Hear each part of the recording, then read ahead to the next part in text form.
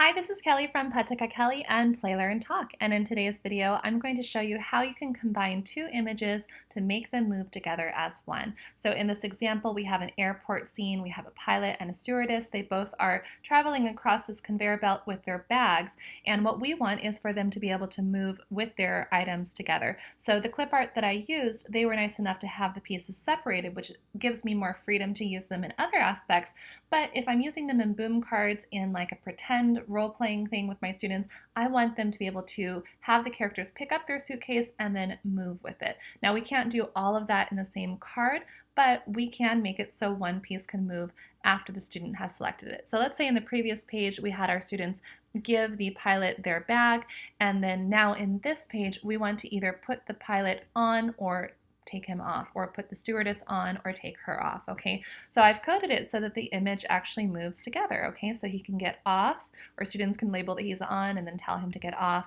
and then she's off and she's going to get on and move her down, and everything moves as one. Okay, so if you've attempted this, what happens with yours, that or might have happened with yours, is that when you move your character, he moves separately, right? Or she moves separately and the item moves separately, okay? So let's go ahead and go into the workstation. It's a really quick fix and it'll make your games a lot more fun. So here is the incorrect coding. I've made all of my pieces draggable because I've just thought, well, they need to be draggable. That's what I want, but they don't drag as one, okay? So what we're gonna do is we're gonna use a blank working page just to help us really be clear on everything. Okay, so I'm going to grab out a caption pick and I'm going to delete everything inside, and then I'm going to stretch it out. I'm going to click on the box I know that I have because the whole container is highlighted. This is a container, and we have pasted our items into the container. So I'm going to just rearrange them how I want them to be.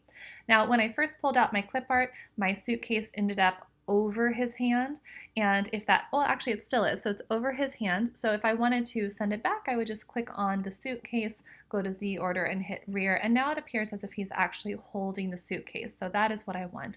Now you notice we have this border that's around him, and we don't have to have that. So in this case, I feel like it would ruin the effect of it moving, so I want to get rid of it. I'm going to go to border and select none. Okay, now instead of making these items draggable, I'm going to make the container draggable.